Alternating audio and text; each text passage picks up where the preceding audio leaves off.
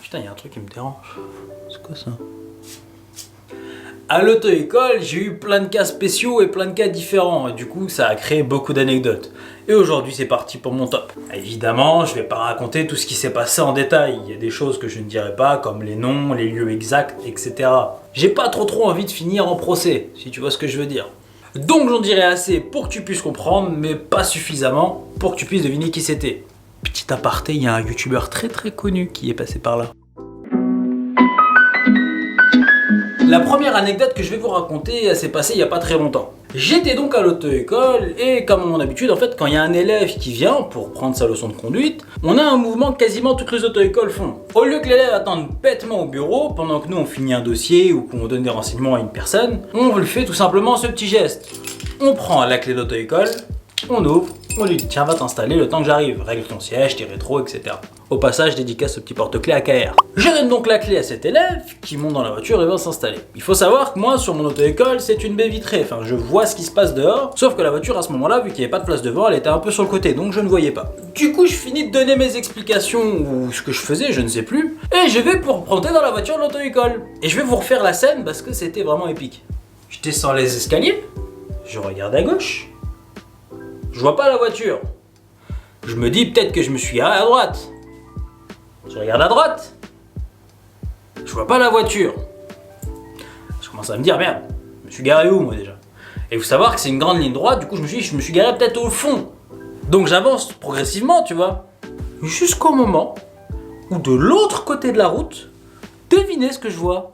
Je vois ma voiture d'auto-école avec mon élève qui passe comme ça, qui me regarde dans les yeux, il passe. Et il me fait un coucou et il me fait le signe du jeu, je fais demi-tour. À ce moment-là, je vous mens pas, j'étais en mode hein. Il finit son demi-tour, il vient devant l'auto-école et il me dit je suis parti retirer de l'espèce en attendant que tu arrives. Qu'est-ce que tu veux que je te dise? C'est vrai que la banque n'est pas très loin. Elle est à 100 mètres, 200 mètres peut-être. Il aurait pu y aller à pied à la rigueur. Mais non, monsieur est parti à la banque retirer. Normal. Faut savoir que c'est une chose qui ne m'a pas plu, parce qu'aspect sécuritaire on est à 0, il roule sans permis, la voiture du coup n'est pas assurée. Mais au final ça s'est très bien passé du fait que c'était une personne qui conduisait déjà très bien, mais il ne faut surtout pas faire ça. Je lui ai remontré le bordel et je l'ai embrouillé très fort, d'ailleurs il devait passer le permis quelques jours après, j'ai annulé sa date d'examen pour le faire repasser plus tard, pour lui faire comprendre qu'il a fait des choses qu'il ne devait pas faire. Conduire sans permis en plus avec une voiture d'auto-école, c'est une des pires idées. Ne faites pas ça si vous voulez pas avoir de problème les amis. Cette dernière anecdote, je vous l'ai déjà racontée sur TikTok, mais j'étais limité à 1 minute, donc j'ai pas pu bien vous l'expliquer. Du coup, aujourd'hui, je vais bien le faire. Si je vous dis le mot gitan, ça vous dit quelque chose? Du coup, on partait en examen. Au volant, il y avait le gitan qui était au volant. À droite, il y avait l'inspecteur. Derrière, à gauche, il y avait l'autre élève. Et derrière, il y avait moi. Donc on était 4 dans la voiture. Vous êtes en train de me dire pourquoi? Normalement, l'examen, c'est 3 maximum. C'est un conducteur, l'inspecteur et le moniteur. Sauf que là, en l'occurrence, on était en retard et du coup, il fallait gagner du temps.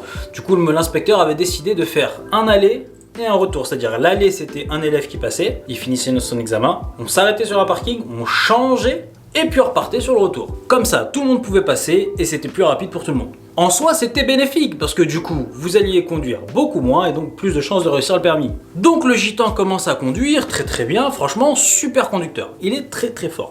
Et à un moment donné, il s'arrive à un feu qui passe à l'orange. Mais lui passe. L'inspecteur ne l'avait pas vu tout simplement parce qu'il était en train de discuter. L'inspecteur était en train de discuter avec moi derrière. Moi, j'ai vu le feu, mais j'ai rien dit. Le gitan a vu le feu, mais il a rien dit. L'inspecteur n'a pas vu le feu, donc il a rien dit. Quelques secondes plus tard, on entend un petit excuse-moi, tu vas pas crier un feu là? Quoi? C'est le quoi que j'ai sorti. J'étais pas prêt. L'inspecteur devant, tu vois, directement, premier réflexe, il se retourne, il regarde le mec qui dit ça. Le gitan, il fait semblant qu'il a rien entendu. Et l'inspecteur demande au gitan, monsieur, est-ce que c'est vrai que vous avez grillé un feu? Il a joué la carte de l'honnêteté, il a dit oui, j'ai grillé le feu. Et du coup, l'inspecteur, déçu, a dû recaler le gitan. Il lui a dit, je suis désolé, je vais devoir vous ajourner, enfin, vous ratez le permis, quoi. Le gitan, il est dans l'air dégoûté, il se dit, pourquoi j'ai pas menti à ce moment-là? Moi aussi, dans ma tête, je me suis dit, pourquoi il a pas menti? Il a pas vu, on en aurait fini, on en parlerait plus là. Et pour vous raconter la petite anecdote, même l'inspecteur était dégoûté. L'inspecteur, il l'a regardé d'un air en mode, Frère, pourquoi t'as pas menti? J'aurais rien dit et puis c'est bon, on aurait fini l'histoire. Du coup, l'ingitant, il commence à se vénère un peu, tu vois. Enfin, d'un côté, ça me paraît logique, tu vois. Du coup, qu'est-ce qu'il décide de faire? C'est de serrer la droite et de s'arrêter. Il descend progressivement de la voiture. Il ouvre la porte. Il descend. Il fait le tour de la voiture. Et arrivé à côté de la porte du mec qui était à l'arrière, il ouvre une patate, 2 patates, 3 patates. Le mec est amoché, le gitan rentre à pied. L'inspecteur lui dit, mais non monsieur, montez, enfin, finissez votre examen et puis on va vous redéposer pour rentrer chez vous. Le gitan il en a marre, il fait, c'est bon, je l'ai pas, si je reste là je vais faire une connerie. Donc il préfère se battre. En soi, moi je suis d'accord avec le gitan. C'est pas grave, l'inspecteur même lui était égoutté, parce que poucave reste une poucave. Du coup, qu'est-ce qu'il décide de faire? De passer au prochain élève. Donc la personne qui a balancé est montée côté conducteur. Une personne qui conduit très bien se fait ajourner à cause d'une balance. Et ça, c'est quelque chose que je ne supporte pas et que, enfin, j'imagine, personne ne supporte. Donc le deuxième conducteur prend le volant et commence à conduire, etc. Rien de bien foufou. Et vous savez ce qui s'est passé après? Devinez comment il s'est fait ajourner. Parce que oui, il a raté le permis. Je crois qu'il a grillé un feu rouge. Et vous devinerez jamais ce qu'a dit l'inspecteur à ce moment-là.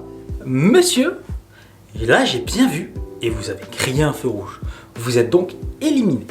En fait, il faut savoir une chose, ça peut paraître pas ouf et que ça peut paraître logique, mais normalement l'inspecteur n'a pas le droit de vous dire si vous êtes éliminé avant 2 jours, 48 heures, enfin vous recevez un papier, etc. Il n'a pas le droit.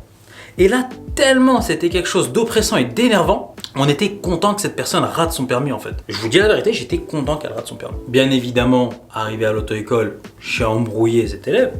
Je lui ai dit pourquoi il l'avait ouvert et je l'ai exclu de mon auto-école. Je lui ai dit que je ne voulais plus le voir dans mon auto-école, je ne voulais pas affaire à lui pour les prochaines leçons. Et je ne sais pas du tout ce qu'il en est devenu, est-ce qu'il a eu son permis entre temps ou autre. Mais il faut savoir que j'ai eu son nouveau moniteur, enfin je le connais, et on en a parlé, et il m'a dit qu'il m'a raconté l'histoire et il s'en voulait, il comprenait pas pourquoi lui-même l'avait dit. Des erreurs ça arrive, mais c'est triste d'en arriver jusqu'à faire rater un examen à une personne.